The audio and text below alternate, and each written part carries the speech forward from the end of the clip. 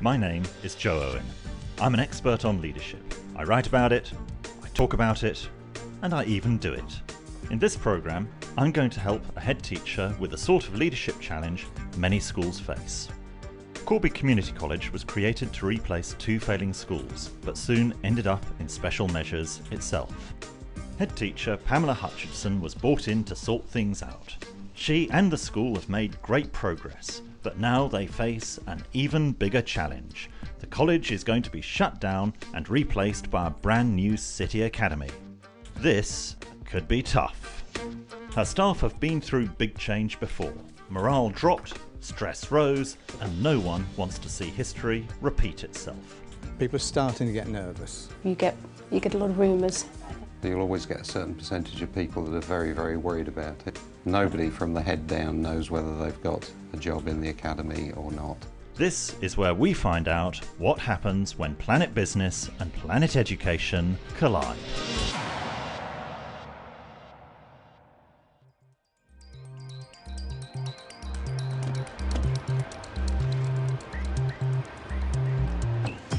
Leaders love change. To them it means progress, but normal human beings hate change. To them it means fear, uncertainty and doubt.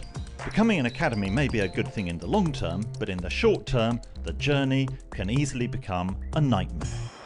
I've heard there are plenty of potential challenges here. Student achievement, staff stress, becoming an academy. So the first problem is to find out what the problem really is. As a business person, how am I meant to know that? Well, to find out, I'm going to use the ultimate secret of all great leaders, which is that they have 2 ears and 1 mouth. Oh, and they use them in that proportion.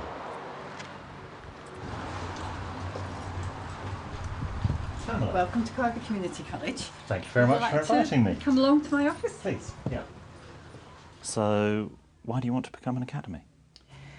Well, there are a number of reasons for that. If the government decides that there's going to be an academy, then there's going to be an academy. And you can either have things done to you, in my view, or you can become an active participant in it. But the hard part is the part that comes now, where we have to look at the staffing for the academy. And how are the staff reacting to this? The staff have reacted very positively, but there still is that gap between the staffing structure at Corby Community College and the staffing structure and needs of the academy. What's the nature of that? Right. Gap? There will be interviews, and I don't know yet exactly what posts will be interviewed for or what that procedure will take. And one of the things for us is that as a leadership team, we're used to having charge of what happens in our school. This is out with our control because it's the sponsors who have responsibility for that. Have you been appointed as the head teacher for the academy? So you don't know yourself what your position will be? The appointment of the head teacher will be made, or the principal will be made September, October of this coming term. I'm just thinking about this from a business perspective, where none of you know whether you're going to have any jobs or not. You don't know, you're not going to have control over the ethos, over the culture. I mean, this, if it was a business, would be a recipe for mass stress. Now, it may be that all teachers are adrenaline junkies and love this stuff. So, what's going on here? Are they actually enjoying this, or are they sort of going, or is there actually some private pain going on here as well? No, I think undoubtedly there's private pain, which is why we're anxious to bring that to the fore, to look at honestly how we can support that and move it forward. Unless we get that seamless transfer, and unless we're planning now what it's going to look like here for the next 2 years, and what that step is going to be into the academy, then it will be a disaster. And nobody wants that to happen, because it's already happened to children and staff here. Well, that was very useful. I got some wonderful views from the head teacher at the top of the mountain. What we now need to do is get some views from other people on other parts of the mountain. The obvious place to start is, of course, the staff room. But asking awkward questions doesn't always give you honest answers. So what's with this academy stuff? He says subtly, cutting to the chase. Leaving in 3 weeks. You're leaving in 3 weeks, that's easy. You probably shouldn't be talking to us, should you, really? Oh, good. That's right then. Please don't show this to the headmistress. Oh, sorry. Are you looking forward to it? It's going to be a fantastic opportunity for the children. I want to hear the truth now. I couldn't possibly comment. It's like moving house. Yeah. You know, you don't expect everything to be hunky-dory straight away. You've got to, oh, I don't like the settee there, let's put it there instead. Are you looking forward to it? I am, yes. The transition, I think. Well, we have to sort it out, but Okay. I've obviously hit a nerve, but to get anyone to really open up, I need to see them on their own. Is this going to be fresh start all over again, or is it going to be different? How do you see that? I'll be really, really honest with you. I don't know an awful lot about academies. I mean, we've been told, yes, the school's become an academy, blah-de-blah, but a lot of members of staff, and I have to say, including me, you know, are of the belief that if it's best for the students, then that's fine. I think it's the next positive step for the school, to be honest. I think it's this. The school's got to move on. We're getting bigger. The town's getting bigger. The school needs to develop, and the town needs to develop. To me, I don't really know what my role is going to be, actually. Will they need me? We don't have that much information. We're still at the early stages, and it's sort of you get a lot of rumours. At the end of the day, it's just job security, knowing that once this school closes, will we all be guaranteed a job to move up to? So that's the only thing I'm really worried about. People are starting to get nervous. Do any members of staff know whether they'll have jobs in the academy at this point? That's something I'm not really quite sure about. Nobody from the head down knows whether they've got a job in the academy or not. If they're not comfortable about change, then perhaps those people need to be looking for change elsewhere and moving into a different school, a different environment that may be more established, as opposed to the exciting opportunities that an academy will obviously open. I personally, I suppose, I'm a little bit sorry that we're going to lose the school that we've got at the moment because we've worked so hard to get it where it is now. And all of a sudden, it's going to die at the age of 6 or 7 or whatever it is, you know, and I think that's a bit of a shame. My suspicion is that this is a school which is about to enter the Valley of Death. The question is, does the head teacher know this? There's only one way to find out. It was actually quite interesting going round. Half of the conversations were incredibly loyal and diligent conversations. And then the other half of the conversations, like the unofficial answer, which was, well, actually, we don't know what's going on, and we don't even know if we have a job, and it's like, ouch. What normally happens, and actually I'll just try this if I may, is change.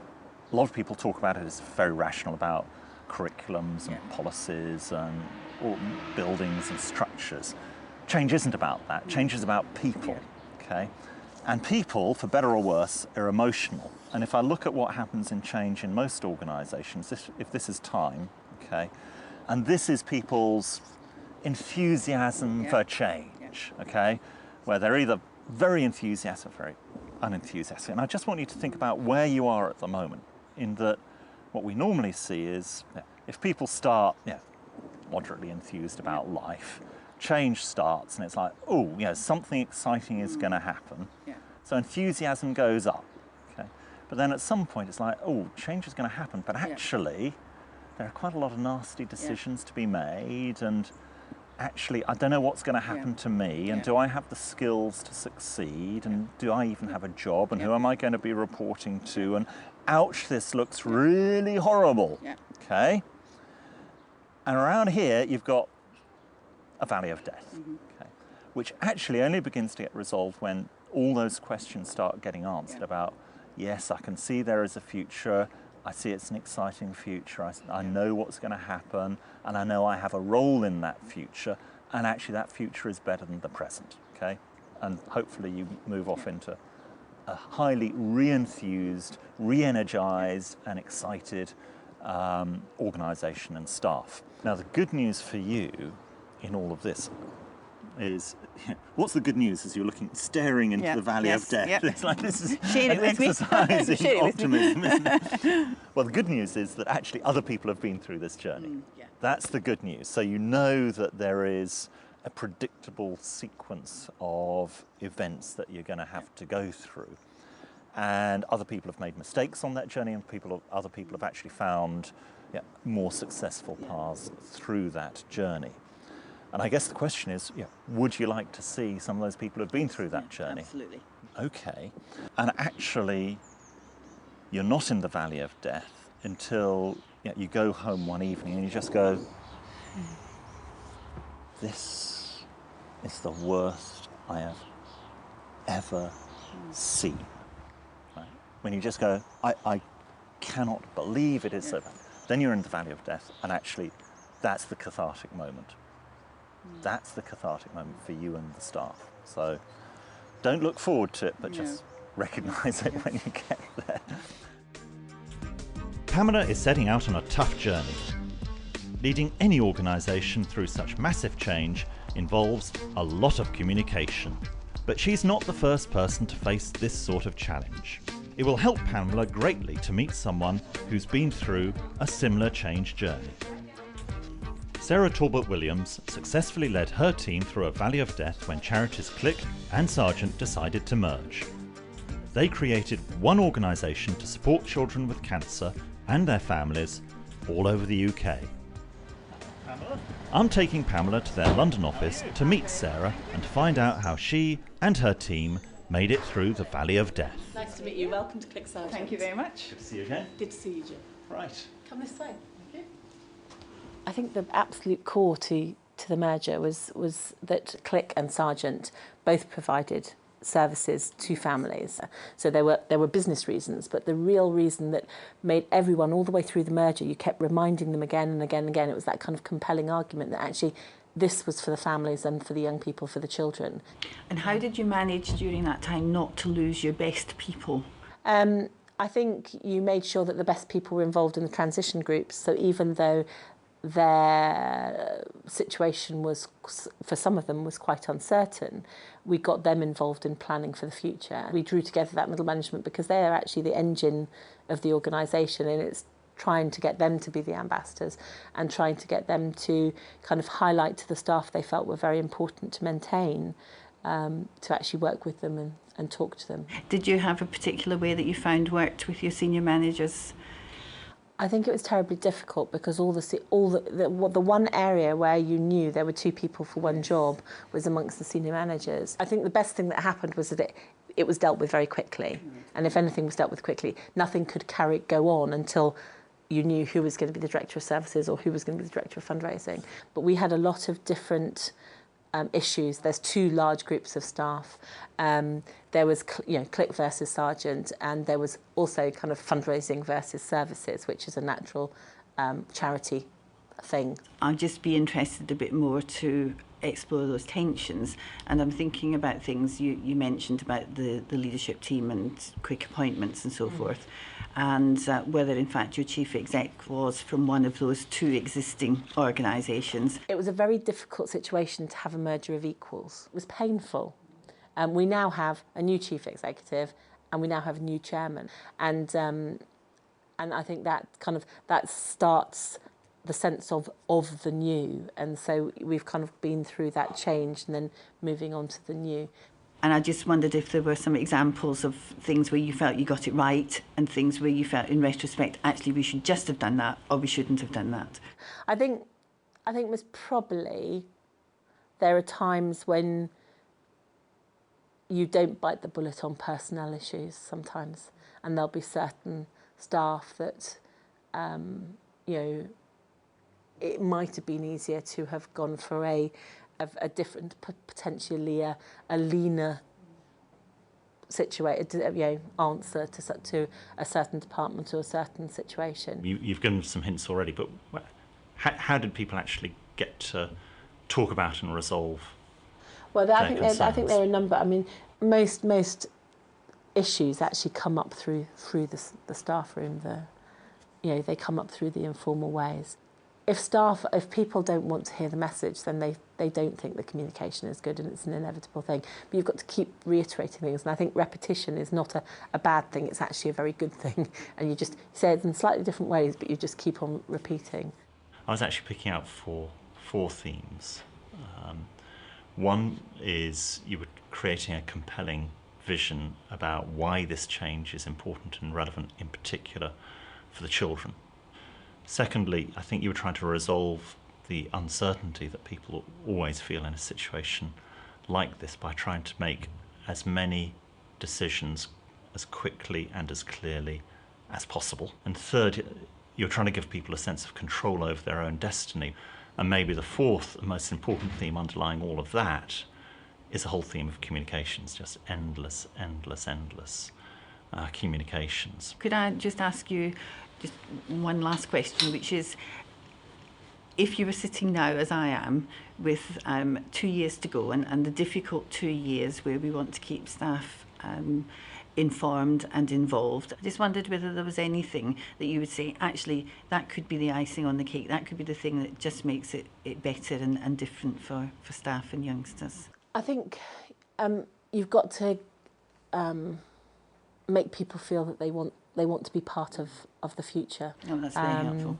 And we gave people an extra day off at Christmas, but which seemed to go down quite well. Yes. Radical change always looks better from the top of the mountain. At the top, you're in control, but the frontline view is critical. I was about ready to leave, actually, and the merger was announced. The opportunity to work within a communications department through a merger and a rebrand of a charity was something I just thought was a fantastic opportunity to be part of. What do you think people's biggest frustration was, and do you have any ideas about how I could, in the way that I set up my system, help to overcome that? I think there's always going to be a tension point between people wanting to know and people not wanting anything to change. It's hard because you know there's going to be a natural fallout or lots of changes, a lot of people leaving for different reasons, and just knowing that but not knowing when it's going to happen is just hard. Ross and Peeler have given Pamela some good advice. People who stay through a difficult transition acquire skills that make them very attractive to future employers. This should be as true of schools as it is of business. It's time to find out what Pamela has learned. I think one of the really important things that came out of that for me is that it's not about taking it personally, it's not about feeling you've done a bad job, it's about knowing that that is just how it is. The second thing, and I'm not sure how I'm going to do this yet, I need to reflect on it, is about making sure that I and my leadership team are very available to people, but in an active way, so we're being active about it rather than expecting the staff to be active about it. Pamela has heard that the key to leading a staff through change is communication, and that repetition is not a bad thing. On the day before the end of the holidays, Pamela and her senior leadership team have decided to throw a barbecue for all 120 staff. This is a great idea. Build team spirit, encourage discussion, and find out what staff really think of the journey to becoming an academy. A good leader will always develop staff by giving them tasks which they're only 60% ready for. I've never ever tried one of these before in my life. Keep children and pets at a distance. No, it's all going to work. It'll be perfect. But there is often a vast chasm between theory and practice. You've got fruit salad, coleslaw, avocado and tomato, and green, and sausages. But feeding 120 staff with disposable barbecues, that involves some tricky timing. Before they can tuck into the food, she's gathered them in the hall for a little presentation called From Now to Academy. This is a great opportunity for Pamela to share some of the learning from Click Sergeant and to give her staff a proper idea of the way forward. The question is, are they ready for it? One of the great problems with speeches is that when you're talking, you're not listening, and she needs to find out what her staff really think. Good afternoon, everybody. If I could just have your attention so that we can get out to the barbecue that Steve and the rest of the leadership team are busy organising for us at the minute. They're going to work out which end we're going to light. So I know that many of you were disappointed that you didn't get to see any of my holiday snaps yesterday. So not to leave you in that disappointed state, I've managed, surprisingly, just to intertwine them in this afternoon's presentation. Are they engaged in her holiday snaps? It seemed to me that was a good picture for two reasons. One, because that's the purpose. That's preparation actually allows you to get close enough to see these wonderful creatures.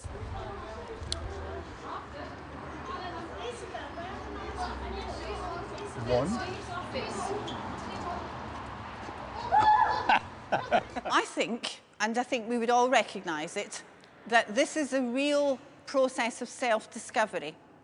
It gives us the opportunity of deciding whether actually this particular direction is the direction that we want to go in.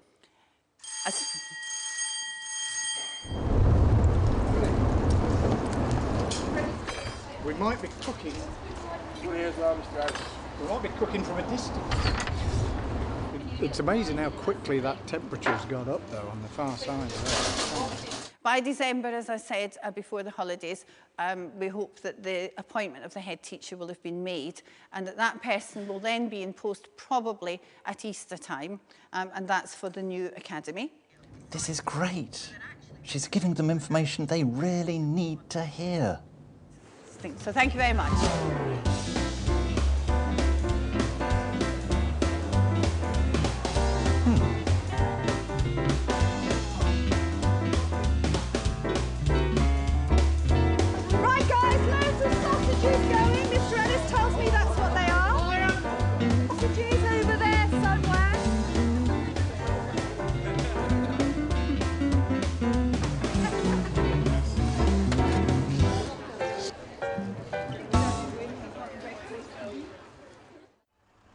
It's 6 weeks since we last met, and I've invited myself back to Corby to see how Pamela and her staff are doing on their journey through the Valley of Death.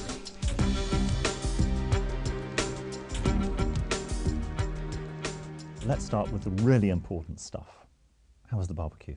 The barbecue was excellent. It turned out to be a really good start to the school year. And what happened to the tables? Well, the barbecues were a little hotter than we had anticipated, so despite the fact that we had put boards between them and the tables, the heat of the barbecue still managed to melt the tables. So this is the Corby's answer to the Viking funeral, is it? It is, absolutely, yes. The Viking barbecue burned the tables at the same time. What's the mood amongst the staff? So far, everybody wants to be involved in what's happening and certainly in the preparation and so forth. If there's anything out there to know, they know it, even if it's incomplete. Where are staff on that roller coaster at the moment, do you think? To recognise that going down into the depth is part of the process was very helpful to us. But what we also recognised was that we might all be in the depths at different times. And therefore, one of the things that we could do as a staff was to help one another.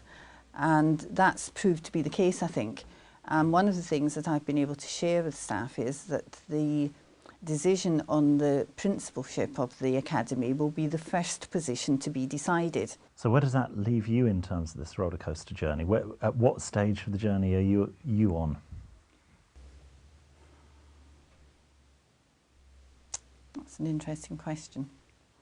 What I'll feel once that person has been appointed obviously depends on how that works. So at the minute I can stand back from it.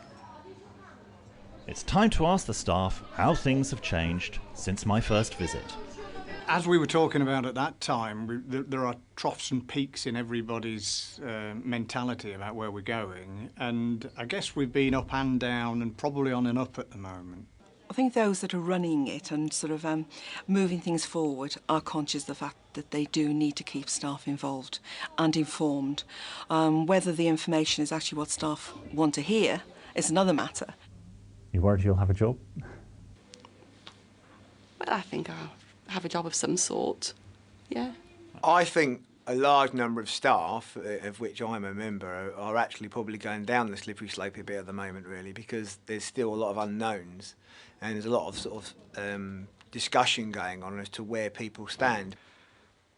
It's misty in my crystal ball. I'm still, you know, there are days when there's a clarity and the mist clears and I can see where I'm going, but there are other days when it all fogs up again.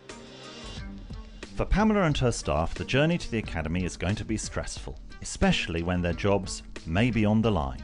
There's no easy way out. She needs to reduce uncertainty, create clarity, make decisions, and give staff some control over events, if possible. Joel came in and he talked to staff at the very beginning, and what he was able to articulate was what we were all feeling, but actually sometimes when you're too close to something you can't quite see it, and in a way it gave each of us permission to feel like that, which made us feel better. Pamela is about to enter the Valley of Death.